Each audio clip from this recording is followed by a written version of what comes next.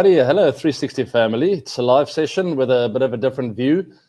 You might recall that you've seen a similar kind of view before. I'm in Cape Town at the moment, and I've done a session or two on this balcony before. It's the 29th of June, and we have some results. We also have some live cricket happening as we speak, some exciting stuff happening around the world. But last night, the Springboks played against the Barbarians, for those of you rugby followers, rugby lovers. And the Boks looked absolutely phenomenal. In that outing, I didn't expect a performance like that, considering it was very rainy, wet outfield or wet field, not outfield, talking cricketing terms here.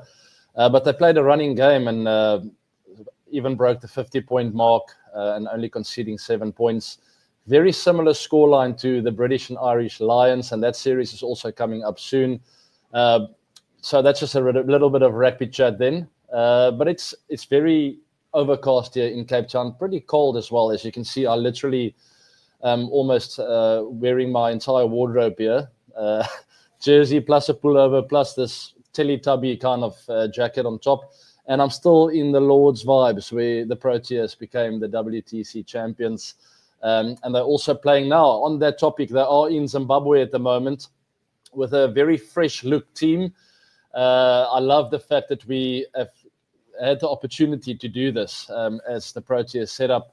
Have a lot of youngsters, a lot of talented youngsters who have not been given the opportunity to play at the test level yet. Lots of them have been knocking on the door, and finally there's the perfect test series to give some youngsters an opportunity. Kwena Mapaka, Lhuan-dre Pretorius, Devil Brevis, Cody Youssef. We watch him bowl as we speak. I just watched him pick up 2 wickets on day 2, the morning of day 2. But South Africa, obviously, even though they're trying some new faces, some youngsters, you still want to go out and remind yourself that it is a test match.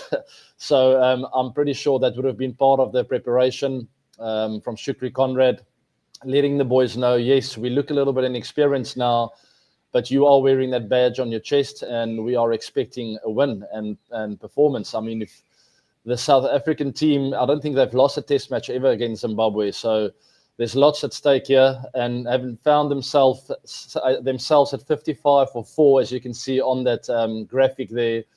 There were lots of nerves going around that change room, I'm sure, and lots of fans were sitting on the edge of their seat hoping for a comeback, and they got exactly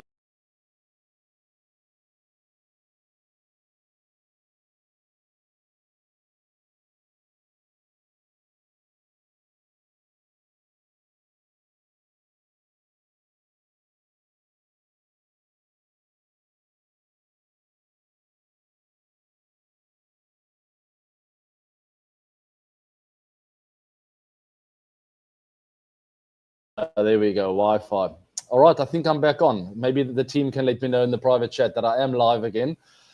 Some technical difficulties as I'm not at home.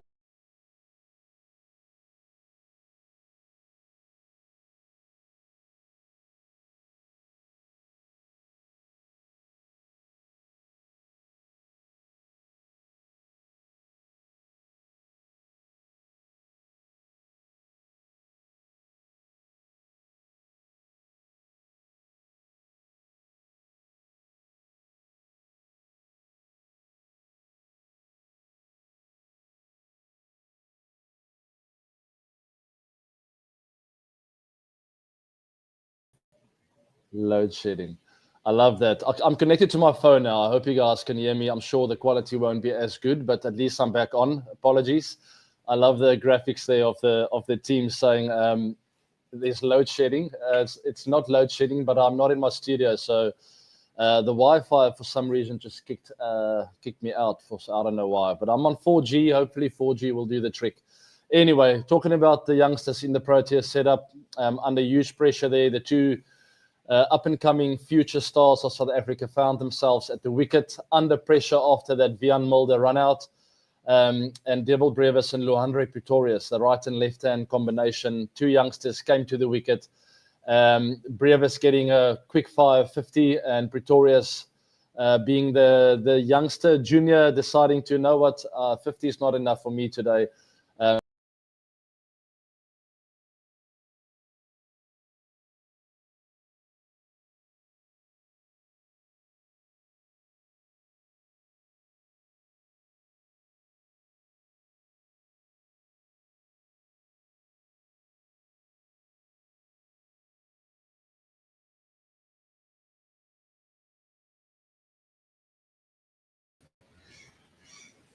I'm going to give this one more go, guys, and then we might have to reschedule if this keeps happening. I've been connected to the Wi-Fi, then to my phone, and I just keep getting knocked out here. I don't know what the issue is, to be honest.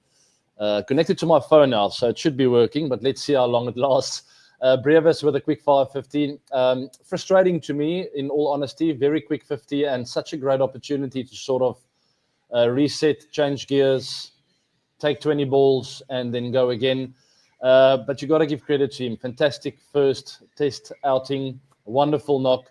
And I love the fact that he's staying to his game plan and to his blueprint, and that's the way he wants to play, and I respect that. But it might be a frustrating start to his test career if that is going to be the mindset. He's just got to be open to sort of take in that kind of pressure that he's going to get. If you want to play that way and you stick to your blueprint no matter what, you will be inconsistent a little bit at times. So it's just a matter for him to be a little bit smarter with his game. Even in T20s, all formats he plays, he gets a lot of starts and he looks like $1 million out there, and then sometimes just sort of cheaply gets out. Yesterday with that pull shot, wasn't really on, it was wide outside off stump, and such a great base, 50 or 40 balls in test match cricket. That is the area where you nail it down and you decide, I'm going to put a lot of value on my wicket and I'm not getting out. Pretorius decided to do that, getting 150, wonderful outing, first outing as well. One of only a few debutants to get 100 in test match cricket in his very first game. So congrats to both these youngsters for turning the tide for South Africa and setting it up for someone like a Corbin Bosch, who was stuck in the 90s not long ago, if you remember. I think it was at Centurion Park. I know this guy really well. He was, he's also from Pretoria. We lived on the same estate, property estate that is not long ago. Got to know him really well. And, I mean, playing for the Proteas was a distant dream then, a few years back. And here he is with his first test match 100. As we know, he's a strike bowler. He's almost like a bowling all-rounder. But I know he's always had a lot of potential with a bat in hand, and he's certainly showing that now. Really putting South Africa in a winning position already in the first innings. I mean, they were staring a 200 total in the eyes earlier on that day, and then in walked Corbin Bosch and decided to sort of turn things around. Fantastic. So well done to the Proteas. Still got a lot of hard yards to do. I think they have got Zimbabwe 2 down at the moment with the experienced Sean Irvine and Sean Williams at the crease, 2 left-handers. I know them pretty well, played a lot of cricket against them, and they are classy players, so they won't make it easy for South Africa. I think they're still 2 down, if I'm not mistaken. I'll check it out now. But that should be South Africa's advantage going into that first and second session of day 2. Hopefully get them 3-4 down, and pretty soon bat again, hopefully by the end of the day, and bat Zimbabwe out of the game. Still 50 for 2, I see there. Thanks, team, for that update. Okay, the big news, not the big news, but the big topic for today's the India and England series, and that is all to do with Jasprit Bumrah. Will he be playing the second test match? How many test matches will he be playing in this test series?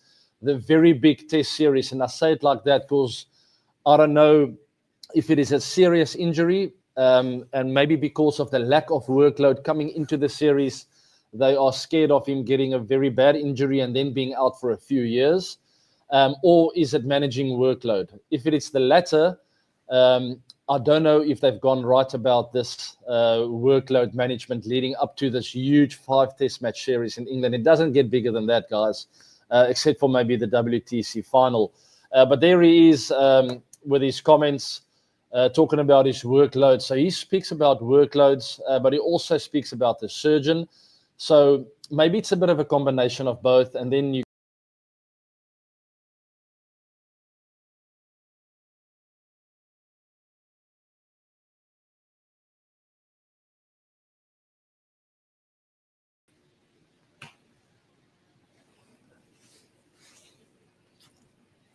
apologies, guys.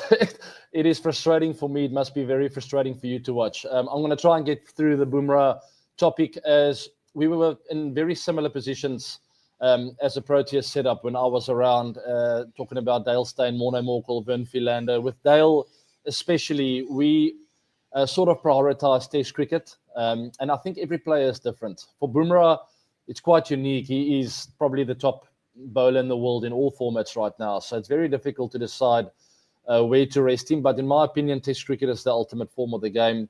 And this Test series probably would have been the one, in my opinion, to get him ready for all 5 Test matches. That's what we used to do with Dale. Rest him in lesser important T20 and ODI series and get him ready for the big Test series against Australia, England, India away from home, New Zealand to a certain extent, depending on the rankings at that time.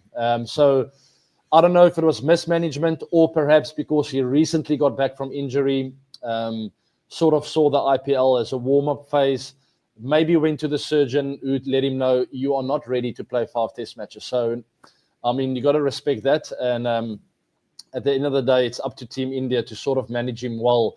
It is unfortunate that with an inexperienced bowling attack that is not going to play all the Test matches, or at least that's how it seems to have been communicated in the media, in the press. Maybe it's all part of the surprise, saying we are thinking of resting Bumrah, but then he ends up playing all 5 Test matches as a surprise. I think being 1-0 down, hopefully that will be the surprise for Team India. But there's also opportunity for an Arshdeep Singh and some other bowlers, Kuldeep Yadav perhaps, to come into the side and make a difference. I don't know. I saw Stuart Broad speak about not having to make changes now. It might seem like you're panicking a bit early. You're only 1-0 down, 1 Test match into the series. Stick to a similar setup and trust the guys who actually were dominating most of that first Test match. We very often tend to stick to results or stare into the face of results too much, and forgetting that Team India actually dominated most of the Test match. And sort of maybe it is time to just stick to what you were doing and making sure you play those big match moments a bit better. All right, let's see what they get up to with Bumrah. You've got the quote there on this side. I'm not reversed today on this side. And we'll see what happens. He also didn't take up that leadership role. As he mentioned, they felt it would have been unfair to the team, only captaining a few games, then being out, then captain again, then out again. So absolutely makes sense to have gone that route. All right, Sri Lanka, Bangladesh. Sri Lanka wrapped up that Test series. I won't stick to this too long. As we know, in that first Test match, Angelo Matthews played his final Test match. What a great guy and a fantastic career. And then Sri Lanka sort of paying him respect by winning that final Test match and winning the series in Angelo Matthews' final Test series. He didn't play that second Test match, but great opportunity for the youngsters to come in to fill those boots, very big boots to fill, but they did it exceptionally well in this Test match, winning convincingly against Bangladesh. That was played in Sri Lanka. And then last but not least, guys, before I'll take a couple of questions, hopefully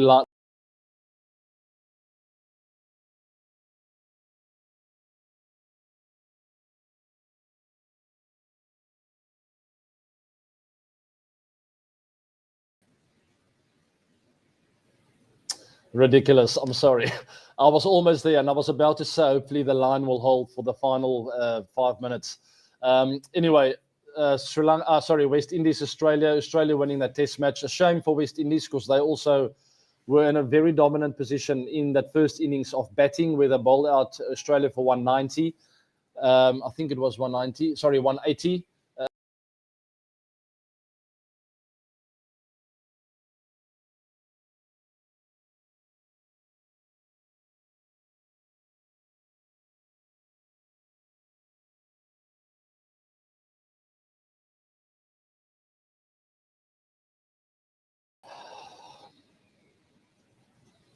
West Indies only managing to get a 10-run lead, which was pretty much a case of dropping the ball, in my opinion.